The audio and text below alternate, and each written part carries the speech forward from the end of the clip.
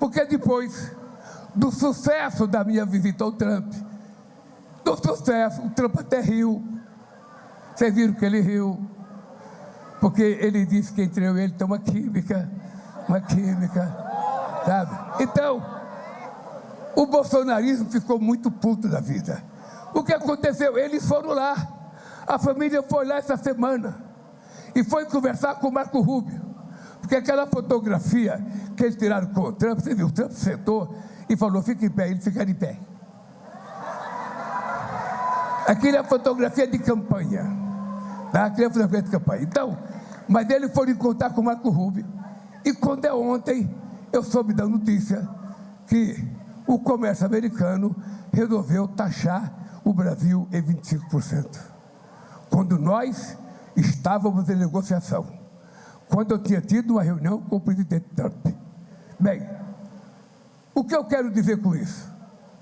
É que esses filhos do Bolsonaro conseguem ser pior do que ele. E são, na verdade, vendilhões da pátria.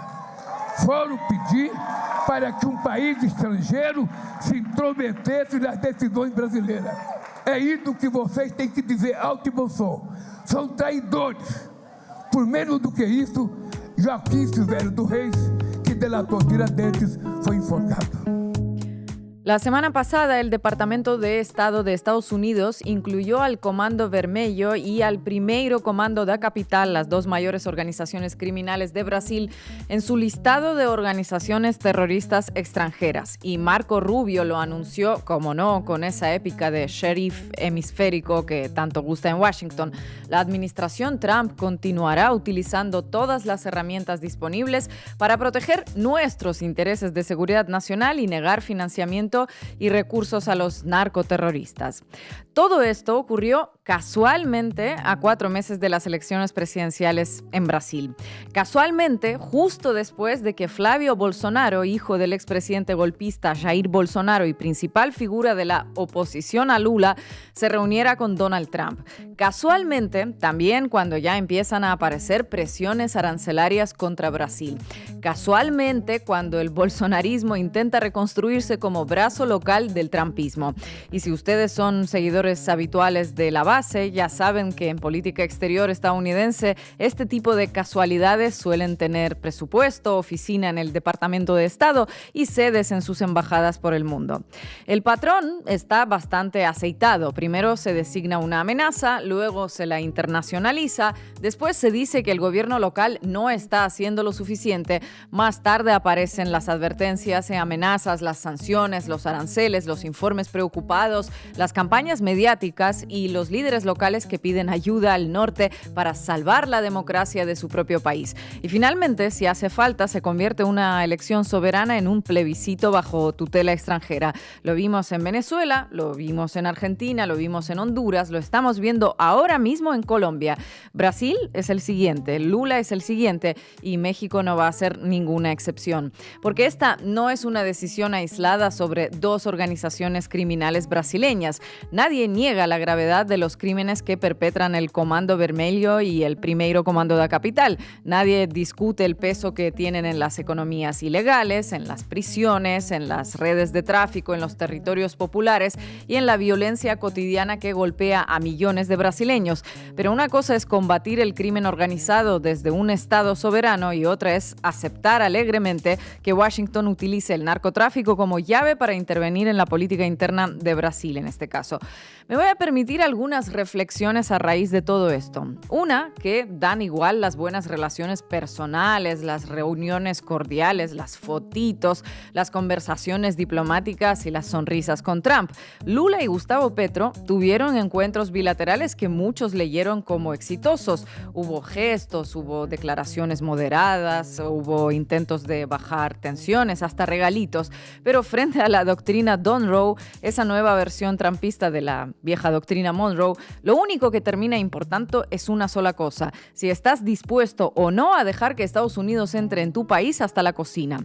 Si un gobierno latinoamericano cuestiona la subordinación automática, defiende sus recursos estratégicos, regula a las grandes tecnológicas, comercia con China tratándolo como a un socio comercial más, promueve la integración regional o simplemente decide no comportarse como protectorado, entonces días pasa a ser un problema. Y cuando pasa a ser un problema, Washington activa el manual.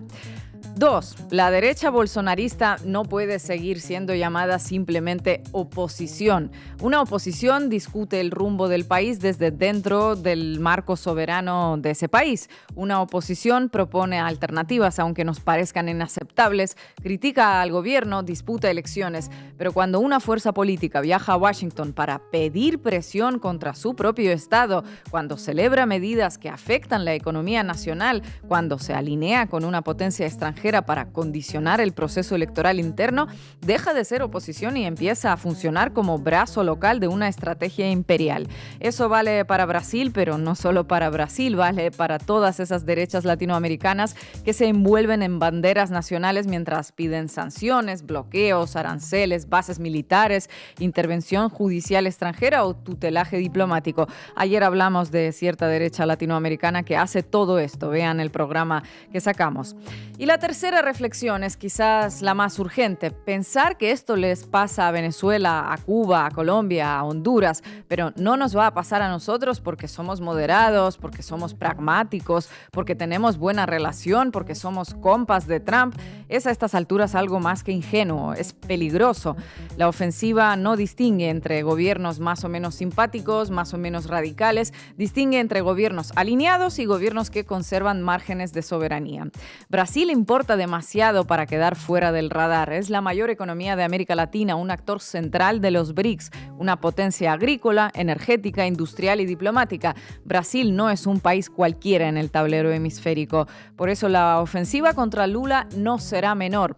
Frente a esto, asumir que no se puede hacer nada porque ellos son fuertes y nosotros ni ejércitos tenemos es un error. Y además es el error que ellos necesitan que cometamos. La respuesta no puede ser país por país, gobierno por gobierno, cada quien intentando negociar su pequeña excepción, porque el tren neocolonial viene hacia toda la región, viene hacia América Latina como proyecto histórico de autonomía. Ningún país latinoamericano va a salvarse solo. Hoy en La Base América Latina hablamos de la hoja de ruta de Trump preparada para Brasil, del uso del narcotráfico como excusa para una intervención, del papel del bolsonarismo como brazo local de Washington y de una ofensiva que con seguridad se repetirá en tu país también, estés donde estés. Bienvenidos y bienvenidas. La Base América Latina.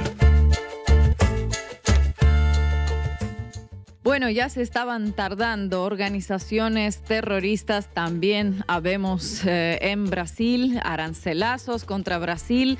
Marco Teruggi, ¿qué nos traes hoy?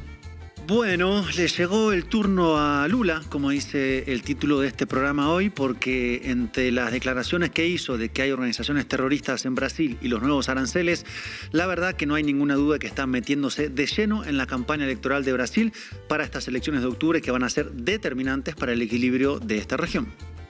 Veloz, ¿qué tal el clima mediático brasileño? Bueno, Ina, los medios brasileños tampoco sorprenden porque han dicho que todo esto es culpa de Lula y resulta que Lula no quiere que se combata el narcotráfico. Vamos a darle una repasadita a lo que dicen estos medios que resultan ser pues bolsonaristas. Y hoy también nos acompañará el filósofo y politólogo brasileño Emir Sader. Arrancamos, Juanma. Debí tirar más datos. Con Marco Teruggi. La ofensiva de Donald Trump sobre el continente se expande semana tras semana y a estas alturas ya está claro que no hay ningún gobierno progresista, de izquierda o sencillamente nacionalista que esté a salvo.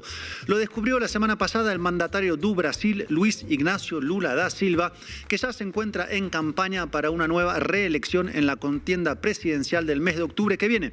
Y lo descubrió a través de uno de los mecanismos más habituales que tiene Trump, designar a grupos criminales de un país o de narcotráfico en América Latina como organizaciones terroristas globales especialmente designados. Y esas dos organizaciones de Brasil que ahora integran la lista son las más grandes, el primero Comando de la Capital y el Comando Vermelho. El anuncio fue hecho por el Departamento de Estado, encabezado por Marco Rubio, que, nunca se olviden, también es asesor interino de Seguridad Nacional. Ahí en el comunicado afirmó que el Comando Vermelho y el primer Comando da Capital son dos de las organizaciones criminales más violentas de Brasil y que juntas dirigen a miles de miembros y han orquestado brutales ataques contra policías brasileños, funcionarios públicos y civiles. Su influencia y sus redes ilícitas se extienden mucho más allá de las fronteras de Brasil. Bueno, si esto sigue así, este continente va a ser el que más organizaciones terroristas tiene en el mundo, según el gobierno de los Estados Unidos. Saquen la cuenta, desde que volvió a la presidencia Donald Trump, incluyó a 14 grupos como organizaciones terroristas. Casi uno por mes desde que es presidente. Dentro de esas tenemos a 6 de México, 2 en El Salvador, 2 de Ecuador, 2 de Venezuela, incluido el propio gobierno con la mentira del cártel de los soles, y ahora 2 en Brasil. Y a eso hay que sumarle 3 organizaciones que ya estaban declaradas terroristas en Colombia, por lo que el número asciende a 17. Pero existe una diferencia desde que llegó Trump a la Casa Blanca, que estas designaciones abrieron paso a un nuevo repertorio de injerencia. Y eso es justamente el meollo de este asunto, porque estas designaciones ocurren en el contexto en que Trump repite que busca tener el control completo del llamado hemisferio occidental. Entonces, la multiplicación de organizaciones terroristas pasa a ser una de las llaves principales para abrir paso a las intervenciones. El primero en descubrirlo de la peor manera fue el gobierno venezolano el 3 de enero de este año con el bombardeo y secuestro de Nicolás Maduro y Cilia Flores. Claro, tal vez Trump podría haber bombardeado sin declarar al gobierno como organización terrorista, pero haber hecho todo ese preámbulo legal y narrativo le dio su coartada para justificar el ataque, aunque haya sido por fuera de todo el derecho internacional. Y lo veíamos ayer en el programa sobre México al analizar cómo la clasificación de los cárteles de la droga como organizaciones terroristas le abrió la puerta a Trump en términos discursivos para aumentar el volumen de injerencia que ya es totalmente explícita. Tan explícita como en Colombia, donde este martes Trump hizo público su apoyo al candidato ultraderechista Abelardo de la Espriella, llamando a votar por él, sumando así otra interferencia abierta en un proceso electoral de la región. Ya es costumbre que Trump diga a quién hay que votar. El tema entonces es que la designación de grupos criminales como organizaciones terroristas por parte de Washington significa la apertura de la puerta para la injerencia. Y en este caso todo es muy explícito. Vean la secuencia temporal. Flavio Bolsonaro, hijo del expresidente Jair Bolsonaro y candidato a presidente, fue a Washington la semana pasada. Allí se reunió primero con el propio Trump y luego con Rubio. La reunión con el presidente habría sido organizada por su hermano, Eduardo Bolsonaro. Ya ven que es un ultraderechismo familiar todo este asunto. Y ahí adivinen qué le pidió Flavio Bolsonaro a Trump: que designara a estos 2 grupos criminales como organizaciones terroristas. Y exactamente 2 días después llegó la designación. Se ve que la moda política en las derechas latinoamericanas es ir a Estados Unidos a pedir que intervengan en los respectivos países. Este sin duda es uno de los momentos más antinacionales de estas derechas o extremas derechas en el continente. Y eso que hay muchos antecedentes, Marcos. Así es. Y en el caso de Flavio Bolsonaro, hijo de Jair Bolsonaro, el golpista, cabe mencionar 2 cosas. La primera es recordar que él mismo había afirmado en octubre del año pasado que envidiaba que Estados Unidos bombardeara lanchas en el Caribe y que le encantaría que hicieran lo mismo en las costas de Brasil. ¿Se dan cuenta, no? Mientras Estados Unidos realizaba bombardeos en el Caribe y el Pacífico, bombardeos calificados de ejecuciones extrajudiciales por la ONU, Flavio Bolsonaro alegremente pedía que hicieran lo mismo en las costas brasileras. Y un pequeño detalle: los bombardeos no terminaron. Este que ven en pantalla es del pasado 30 de mayo en el Pacífico, publicado por el Comando Sur en su cuenta de X. Y lo segundo de Flavio Bolsonaro es que Trump ya está avisando que será probablemente su candidato presidencial para el mes de octubre, aunque más que probablemente parece seguro. Siguiendo en términos comparativos, Flavio Bolsonaro es el equivalente de Abelardo de la Espriella en Colombia, que es el equivalente a su vez de Nayib Bukele en El Salvador y de Javier Milei en Argentina, cortados con la misma tijera política o salidos del mismo cuento de monstruos fabricados por los diseñadores de este tiempo político incendiario. Y el gobierno de Lula da Silva respondió y planteó varias cosas. Primero, que Brasil viene efectivamente enfrentando estos grupos criminales, por ejemplo, con la recientemente aprobación de una ley contra pandillas y milicias que sube la pena de prisión hasta 80 años, la más severa prevista en la legislación brasileña. Segundo, Lula cargó contra la familia Bolsonaro por, abro comillas, viajar a Estados Unidos para abogar por la intervención extranjera en Brasil, como ya lo hicieron durante el aumento de los aranceles que causó tanto daño a nuestro país. Recuerdan, ¿no? El año pasado, cuando Trump planteó aranceles de 50% para las importaciones de Brasil y después hubo reuniones y se suspendieron por un tiempito. Y tercero, Lula recordó un punto clave: las acusaciones de vinculaciones entre la familia Bolsonaro y el crimen organizado en Brasil. Algo que fue revelado en casos emblemáticos como el de Marielle Franco, una concejala defensora de derechos humanos que fue asesinada en el 2018 en Río de Janeiro. Los responsables fueron integrantes de las llamadas milicias, que son cuerpos parapoliciales formados en su mayoría por ex policías y agentes de seguridad privada que tienen muchas relaciones con el bolsonarismo, en particular en la ciudad de Río de Janeiro. Esta relación entre el bolsonarismo y las milicias es un asunto notorio que lleva varios años siendo denunciado. Entonces estamos hablando de un lobby político formado por quienes intentaron un golpe de Estado en 2023, tienen vínculos con el crimen organizado, pidieron aranceles, bombardeos como en el Caribe, que buscan que Trump entre de lleno en la campaña electoral brasileña. Y con la designación de estos dos grupos criminales como organizaciones terroristas, Trump efectivamente se metió en la campaña para octubre, por la declaración en sí que plantea implícitamente que el gobierno de Lula no enfrenta el crimen organizado o es cómplice, y porque, como vimos, esa designación es la llave para abrir la puerta a las operaciones encubiertas encabezadas por la CIA. Y no es todo, porque ahora Trump vuelve a amenazar con aranceles a Brasil, ya no de 50%, sino de 25%, acusando prácticas comerciales irrazonables o discriminatorias en perjuicio de los Estados Unidos. Y entre los puntos que detalla el comunicado de la Oficina del Representante Comercial de los Estados Unidos, plantea el problema del comercio digital y los servicios de pago electrónico. Y esto es muy importante, porque acá Estados Unidos está atacando el sistema de pagos PIX. Anoten esa palabra, PIX. Estefanía, ¿qué es el PIX que tanto le molesta a Estados Unidos? Ay, qué bueno que lo mencionas. Es un sistema de pagos instantáneos y gratuitos creados por el Banco Central de Brasil, que tiene una comisión mínima o nula para las transacciones. Un sistema que tiene un alcance enorme, cerca de 170 millones de usuarios en Brasil, según el propio Banco Central de Brasil, en una población de 230 millones de personas. Y lo utilizan cerca, escuchen bien, de 20 millones de empresas, y por su magnitud es una competencia para gigantes internacionales como Visa, Mastercard y procesadores de pagos internacionales, en particular, oh sorpresa, de Estados Unidos. Y el PIX no fue creado por Lula, aunque claro, el presidente lo defiende. El sistema brasileño de pagos fue lanzado en 2020 por el Banco Central de Brasil como una política de Estado. Y lo que no quiere permitir el gobierno de los Estados Unidos es que existan políticas soberanas, como por ejemplo tener un sistema de pagos que dependa de Brasil y no del sistema financiero dominado por los bancos estadounidenses. No se trata ya de un tema de izquierdas, progresismos, sino de soberanía lisa y llanamente. Bueno, y Luis Ignacio Lula da Silva habló sobre el PIX.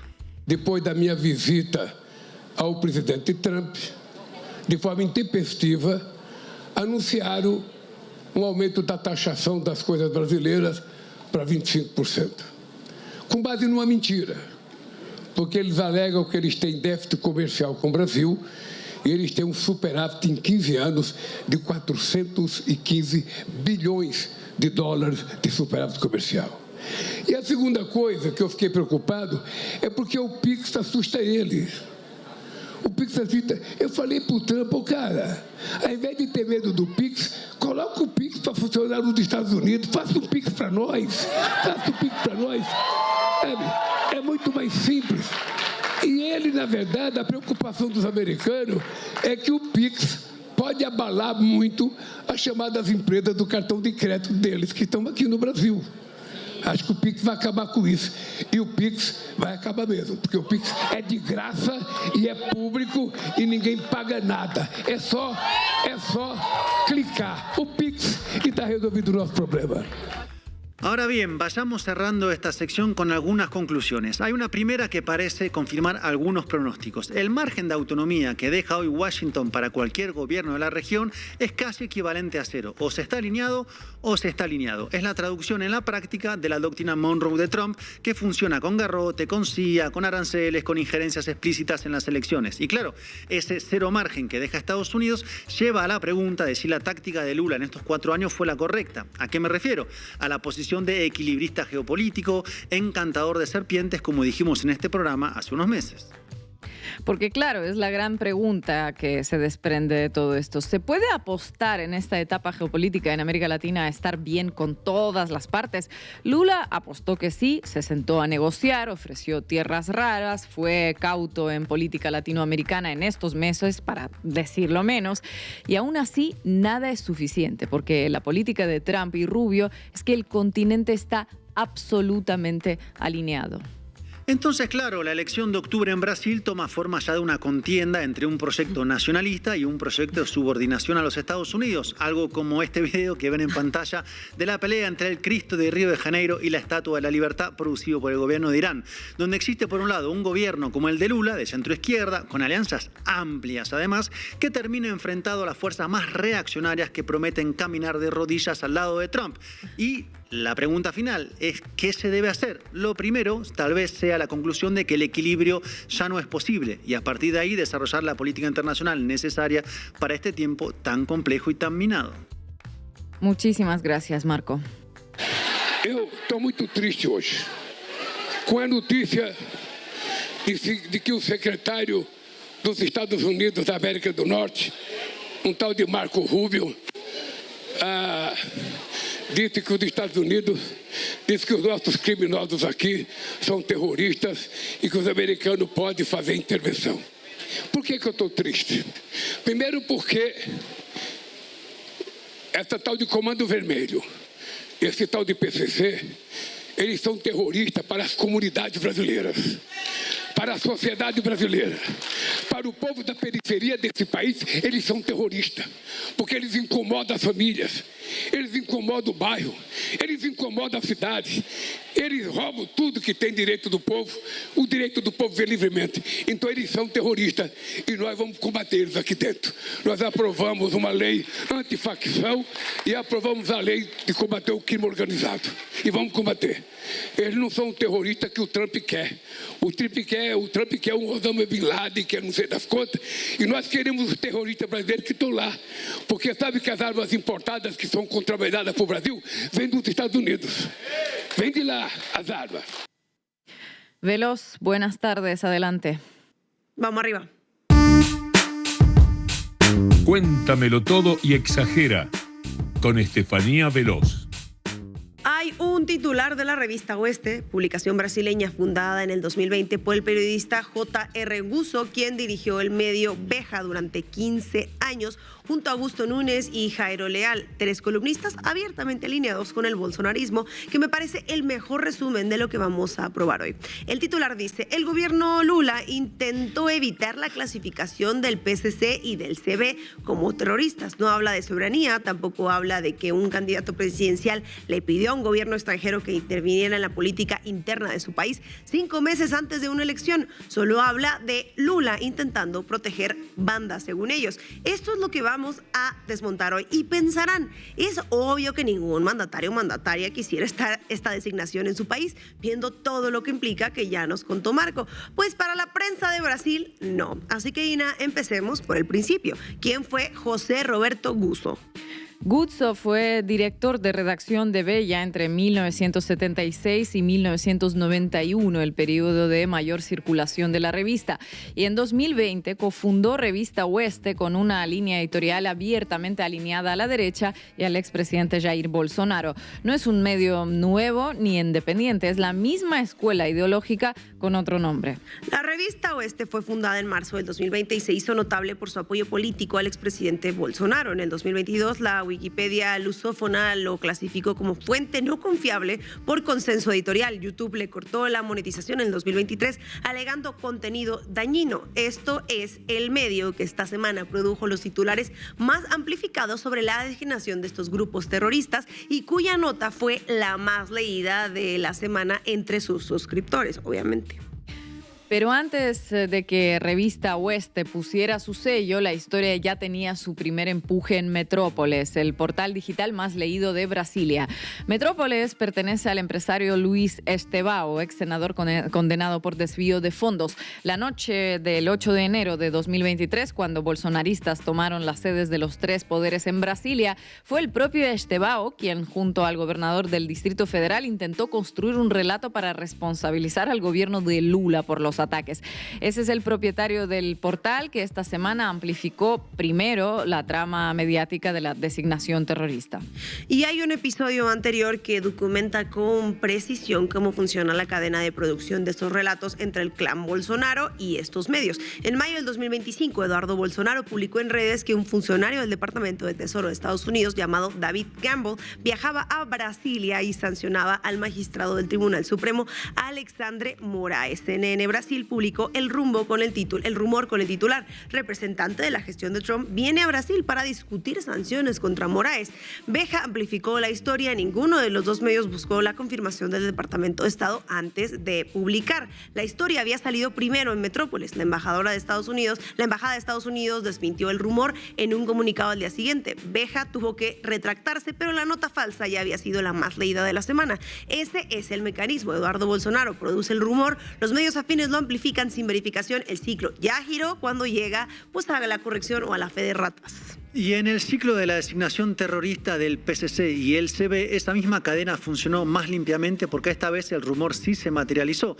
El Jornal de Brasilia reportó con fuentes parlamentarias bajo reserva que el grupo político de Flavio Bolsonaro contaba exactamente con eso, que el gobierno reaccionara rechazando la clasificación para poder afirmar que Lula defiende criminales. La trampa estaba diseñada antes de que ningún medio la publicara.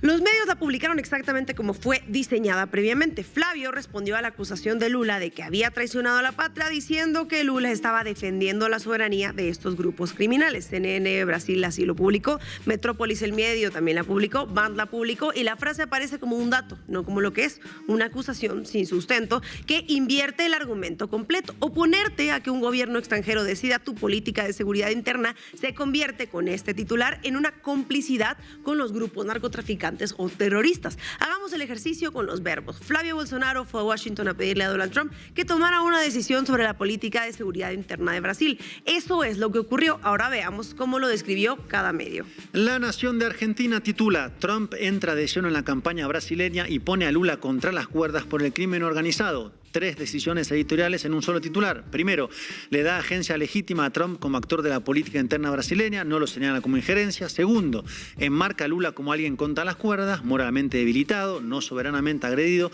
Tercero, el motivo es el crimen organizado, no la injerencia electoral de una potencia extranjera a pedido de un candidato presidencial 5 meses antes de los comicios. Es el mismo hecho con 3 decisiones que producen una percepción de lo que pasa totalmente diferente. Y hay un dato técnico concreto que desapareció de esta cobertura. La nota oficial de Plan Alto advirtió que la designación podría impactar el PIX, que ya les contaba Marco, la herramienta de pagos digitales que usan cotidianamente cientos de millones de brasileños, porque la legislación estadounidense amplía los mecanismos de bloqueo financiero sobre transacciones con vínculos directos o indirectos a organizaciones designadas como terroristas. Esto no es como esta retórica soberanista que dicen los bolsonaristas, es una consecuencia concreta sobre la vida financiera de la gente que no tiene nada que ver con estos supuestos grupos terroristas, aunque sí sean de crimen organizado. Usar la excusa del terrorismo para intentar bloquear PIX es pura presión política y no un tema de seguridad. Estados Unidos solo busca proteger el millonario negocio de empresas como Visa y Mastercard que están perdiendo clientes en Brasil frente a un sistema gratuito y más rápido. PIX es una herramienta del gobierno federal operada por el Banco Central de Brasil. De hecho, fue impulsada durante el mandato de Dilma Rousseff. Así que esto es un claro ejemplo de que Washington no busca combatir amenazas globales, sino utilizar su poder para frenar a un éxito tecnológico del Estado brasileño que está rompiendo el monopolio de las corporaciones financieras estadounidenses. Porque si ese dato encabeza la nota, el titular de la semana ya no es Lula protege a los grupos narcotraficantes, es Trump a pedido de un candidato electoral activa mecanismo que puede bloquear transacciones bancarias de los brasileños comunes y corrientes. Son dos noticias completamente distintas y la segunda no cabe en el encuadre que los medios afines al bolsonarismo ya habían construido antes de que ocurriera nada. Para sorpresa de nadie, la cobertura más abiertamente desinformativa de la semana la produjo Derecha, Diario de Argentina. China, con circulación activa en redes brasileñas. Su titular llama a Lula dictador, describe su reacción como llorar y afirma que el PCB y el CB prosperaron bajo su mirada sin aportar un solo dato comparativo, una sola elemento de la verdad, digámoslo así. No hay cifras de homicidios, no hay estadísticas carcelarias, no hay una sola fuente, solo la imagen Lula dictador, Lula llorando, las bandas creciendo mientras él mira. Eso, claro, no es periodismo, es una campaña de afiche con URL. La prensa internacional, que se presentó como más rigurosa, tampoco escapó al mismo encuadre por otra puerta. El diario El País de Colombia, no de España, ojo. Tituló este diario El País: Estados Unidos declara terroristas a las bandas brasileñas PCC y CB pese a oposición de Lula, que a estas alturas ya suena a titular de agencia. Fijémonos en el adverbio. No dice sin consultar a Brasil, lo dice en medio de campaña electoral, a pedido de Bolsonaro, dice pese a oposición de Lula. Este pese le da a Washington el lugar de la gente razonable que avanza a pesar del obstáculo, y el obstáculo es, pues, Lula. Con 3 palabras, El País de Colombia no describe una decisión unilateral de injerencia en las elecciones de otro país, describe a un presidente que se interpuso ante una medida legítima. Es el mismo encuadre de la revista Oeste, pero con una mejor redacción y una distinta ideología declarada, supuestamente. CNN Brasil sí registró la preocupación sobre la soberanía, pero lo ubicó en la nota final de en la nota final de su nota publicada después de los intercambios de declaraciones entre Lula y Flavio. El análisis que la cadena eligió como voz central dijo que la medida no atiende a los anhelos de la población brasileña y que los Estados Unidos podrían usar este estatus para ingerir en asuntos internos brasileños, pues lo que se ve no se juzga, decía Juan Gabriel. La pregunta que Lula sí le hizo a Trump en público y que ningún medio conservador convirtió en titular fue esta: si de verdad quieren colaborar contra el crimen organizado brasileño, que empiecen extraditando a los líderes de las bandas que viven en Miami. Lo dijo directamente, que Trump extradite a los cabecillas que residen en su territorio si genuinamente desea trabajar contra esas organizaciones. Porque meses antes de la designación oficial, la oficina de Flavio Bolsonaro había entregado a funcionarios de la Trump Organization un dossier con supuesta información de inteligencia que vinculaba al PCC y al CB con actos terroristas. Este dossier, dicen varios medios, no fue verificado por ningún organismo independiente, pero sirvió para construir la apariencia de que detrás de la designación había evidencia técnica o datos, no una maniobra que a todas luces es electoral. Así se arma el ciclo. Flavio entrega el dossier, Flavio visita a Trump, Trump firma la designación, Flavio reclama el crédito de esta asignación y llegó a afirmar en redes que había hecho más por Brasil y por la seguridad de los brasileños que Lula en sus 3 mandatos. Cada paso tiene una cobertura en los mismos medios y en ningún paso ninguno de estos medios se preguntó qué clase de patriotismo consiste en pedirle a una potencia extranjera que tome decisiones sobre tu país. Queda claro, Estefanía, que esto que vimos no es un debate sobre seguridad pública, es un activo de campaña fabricado con piezas que se ensamblan en el mismo orden siempre. Medios con vínculos documentados con el bolsonarismo acusando al gobierno de Lula de lo que sea que Estados Unidos diga.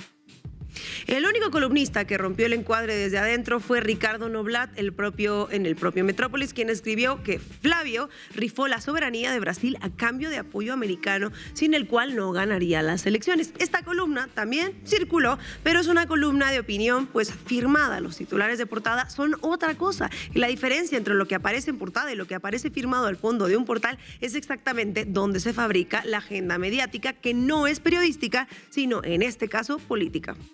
Gracias, Estefanía.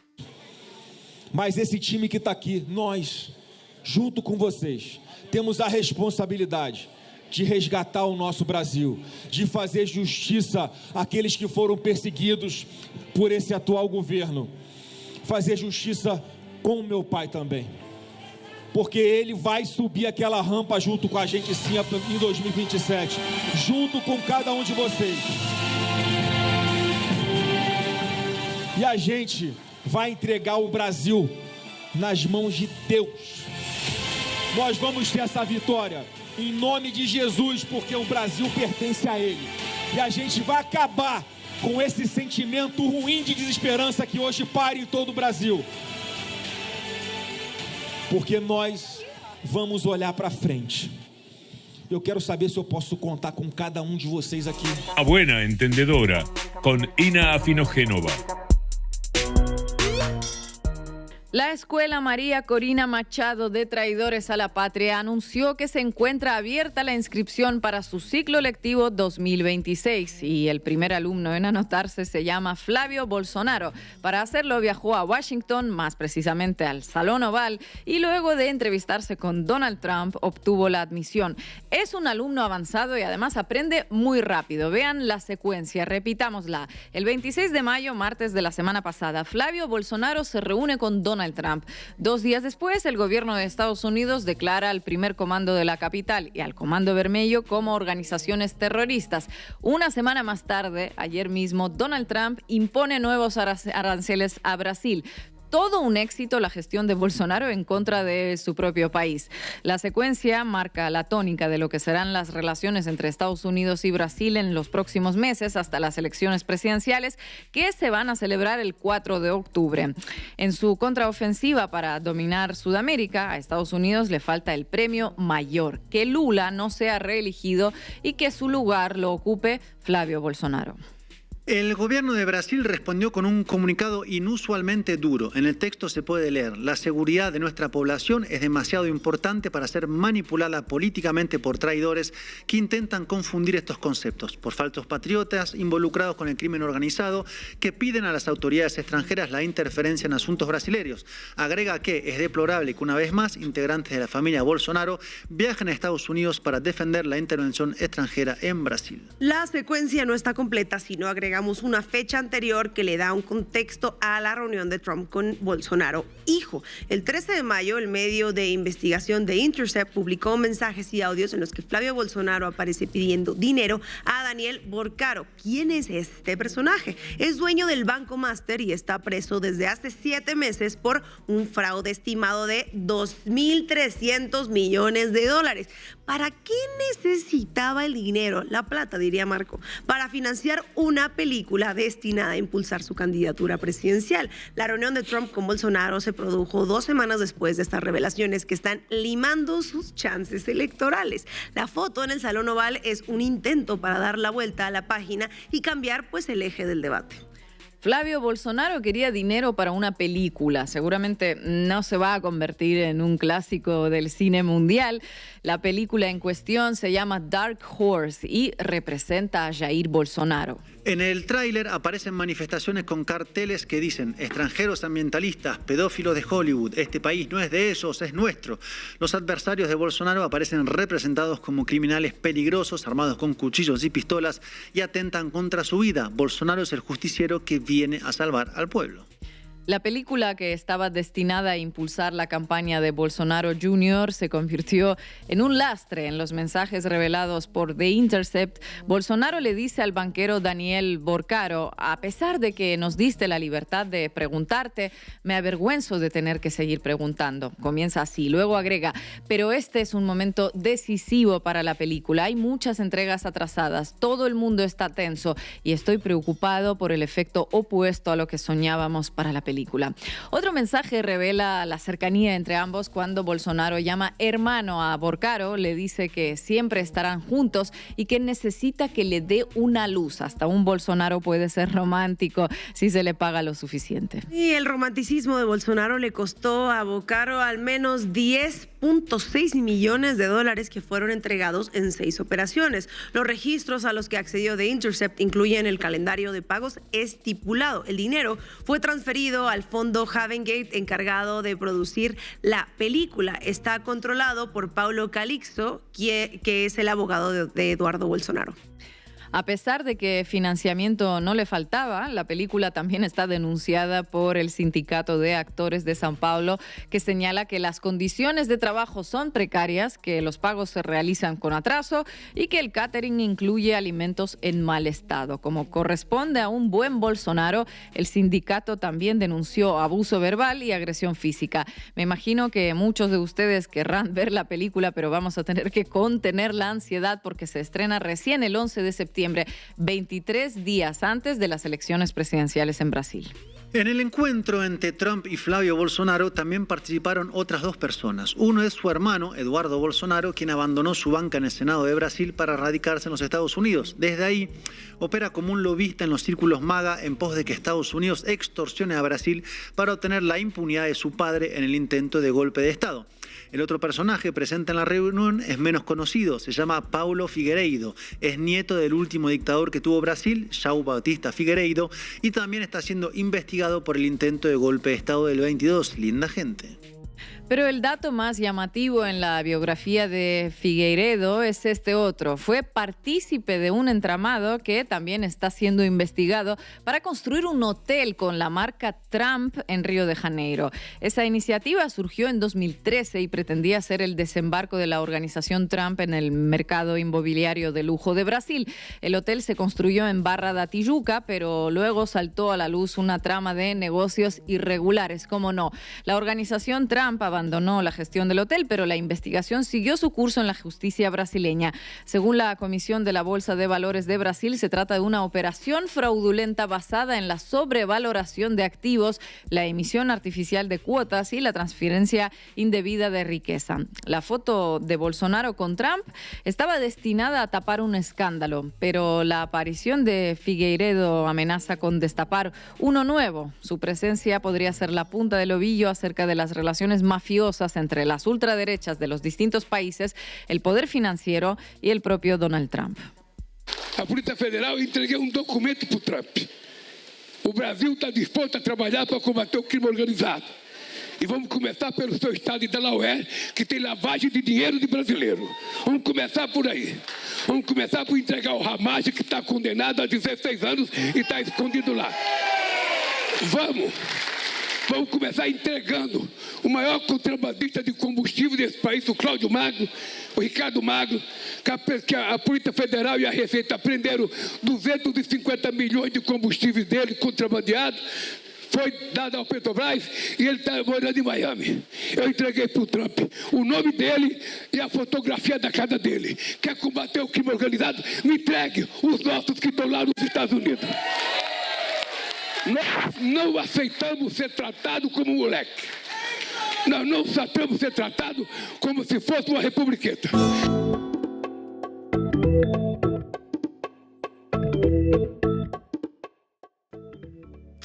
Y para hablar de esto hoy nos acompaña Ruth Rafael, que es parte del Movimiento de Trabajadores Sin Techo.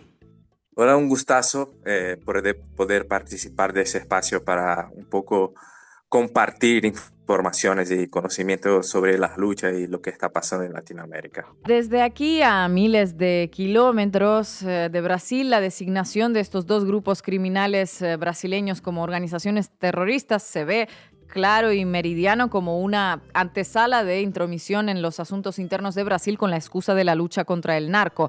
¿Cómo es recibido en Brasil? ¿Cómo es visto allí? ¿Qué explicación se le da? Para allá de ser una intervención absurda en la soberanía nacional de Brasil, es una expresión de una traición nacional sin precedentes, ¿no? de los Bolsonaro, porque lo que está pasando ahora es incluso lo que pasó hace 10 años en el golpe en contra Dilma o en la dictadura civil-militar en Brasil. No fue tan grave como lo que está pasando ahora, porque incluso es un ataque a la burguesía nacional, ¿no? En términos de los aranceles, de lo que he pedido Flavio Bolsonaro para Trump, y ahora también eso de la cuestión de la seguridad nacional amenazada por esa designación, porque la preocupación de Trump nunca fue con el combate al narcoterrorismo, porque si fuera eso, no tendría amnistiado, por ejemplo, perdonado a Juan Orlando Hernández de Honduras, ¿no? Que traficó, que llevó a Estados Unidos 400 toneladas de cocaína.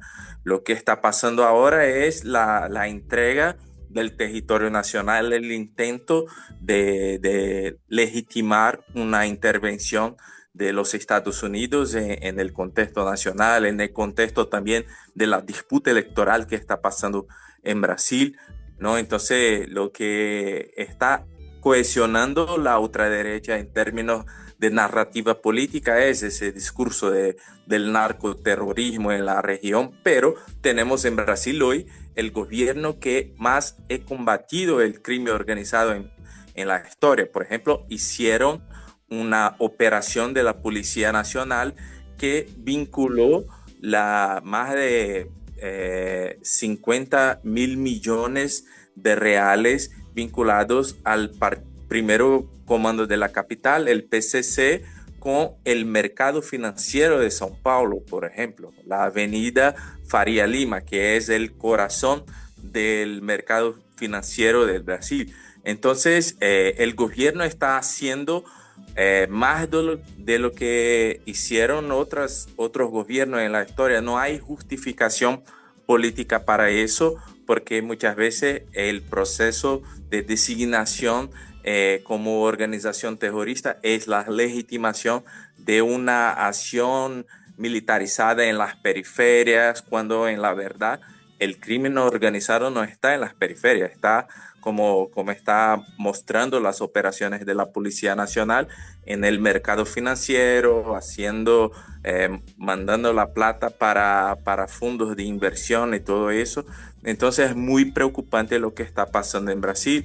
La población incluso está así manifestando, por ejemplo, en las encuestas, ¿no? Porque Flávio Bolsonaro, que estaba en un contexto de una disputa más estrecha, más fuerte con Lula en las encuestas para la elección, ahora está cayendo y Lula está subiendo. Entonces, y los medios, mientras que haga una barrera a ese debate en los medios, porque hay un apoyo muy grande de los sectores de la burguesía a Flávio Bolsonaro, no tiene cómo esconder algo tan grave como está pasando después de una reunión de Flávio Bolsonaro con Trump.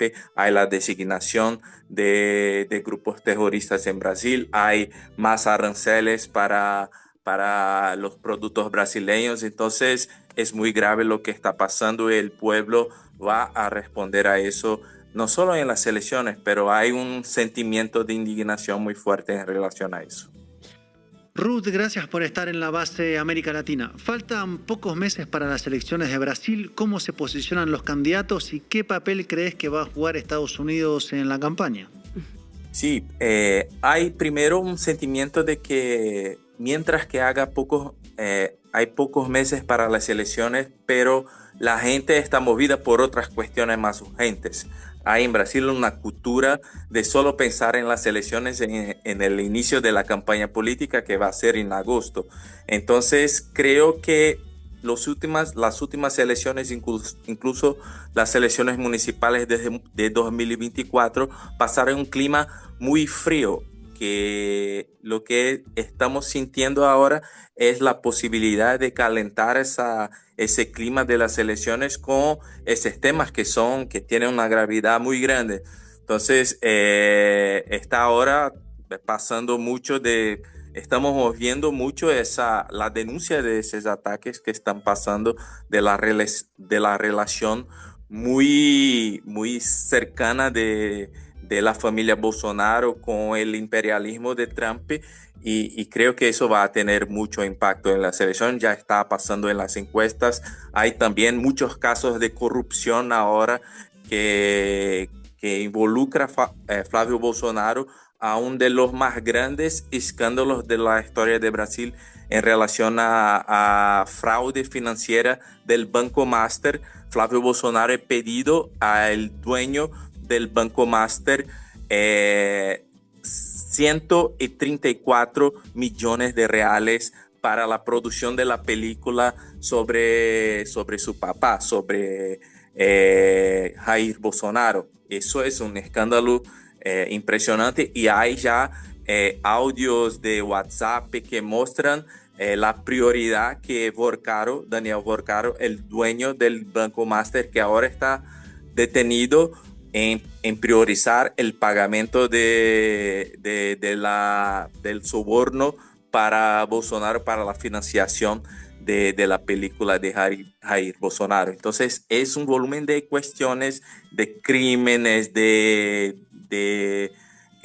un subterráneo criminal de la familia Bolsonaro que está llegando ahora para el pueblo, que esperamos que genere un sentimiento de rechazo muy grande a los Bolsonaros en el contexto electoral. Pero mientras que pase todo eso, también sabemos que la mentira, las fake news son el método que esa gente maneja para hacer política, pero creo que esperamos que se haga justicia, así como se hizo justicia con su papá Bolsonaro, que está detenido ahora por su intento de golpe, que también las elecciones y también criminalmente que responda a todo lo que está pasando, porque tenemos un país democrático y así queremos mantener.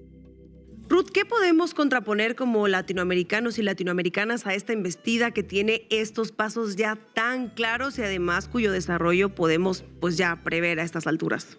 Sí, creo que en esa estrategia de respuesta al escudo de las Américas, por ejemplo, ¿no? Ese intento de militarización imperialista absurdo, creo que lo que está pasando ahora en Bolivia es una expresión muy importante de resistencia y de organización.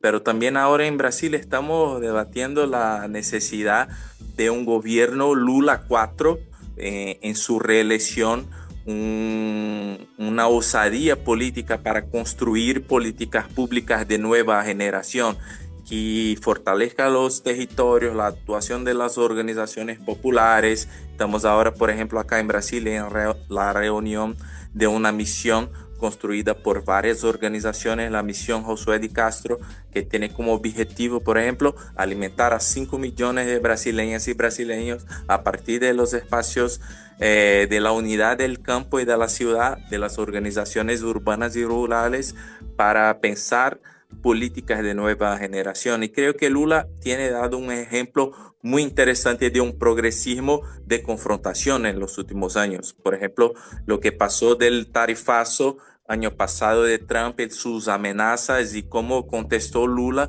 políticamente fue muy importante. Entonces creo que la movilización popular, también proponiendo nuevas políticas públicas junto a un gobierno que está abrazando las causas populares, está en la defensa del pueblo, es la unidad que va a hacer avanzar creo que el Brasil ya está representando un poco, no solo para Latinoamérica, pero para el mundo, una referencia importante de defensa de la democracia, por ejemplo, que está impulsando a Pedro Sánchez en España a tener una posición también más enérgica en confrontación a lo que está pasando en el mundo.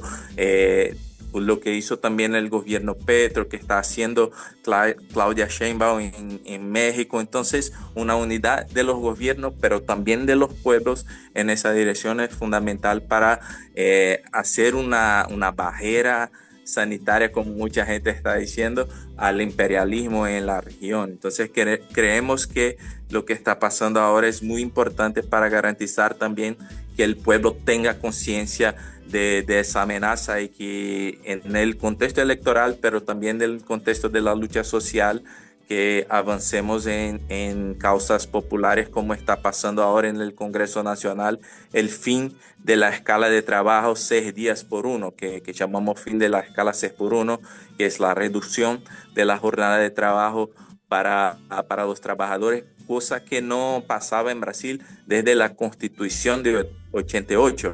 Fue la última reducción de jornada de trabajo y ahora estamos logrando avanzar eso en el Congreso, de 44 para 40 horas, pero también que la gente tenga en el mínimo 2 días para descansar en la semana. Es un marco muy importante en la historia de la lucha obrera, de los movimientos sociales, y algo impensable hace poco tiempo, y eso logramos gracias a la movilización en las calles, en los territorios, y creando novedades políticas para encantar al pueblo, para decir que es posible mejorar la vida de la gente. Ruth, muchísimas gracias por habernos acompañado en La Base América Latina. Muchas gracias, felicitaciones por ese espacio que es un espacio de garantizar información, garantizar que el pueblo pueda tener voz frente a esa coyuntura tan difícil que tenemos en la región. Y llegamos al final del programa. Suscríbanse a nuestras redes sociales si todavía no lo han hecho. Somos La Base América Latina en Instagram, La Base América Latina en YouTube, La Base América Latina en Facebook y también en TikTok. Y como siempre les voy a pedir, les voy a animar que se hagan socias y socios de Canal Red porque es muy importante para que sigamos trabajando. No tenemos grandes capitales detrás. Importa cada peso que puedan aportar para nuestro trabajo. Y les vamos a dejar un QR que pueden escanear para hacerlo, para apoyarnos. Y también les vamos a dejar, como siempre, el QR que les va a llevar directamente a nuestra playlist en Spotify. Y nos vamos a ver aquí mañana a las 7 hora chilanga. Hasta pronto.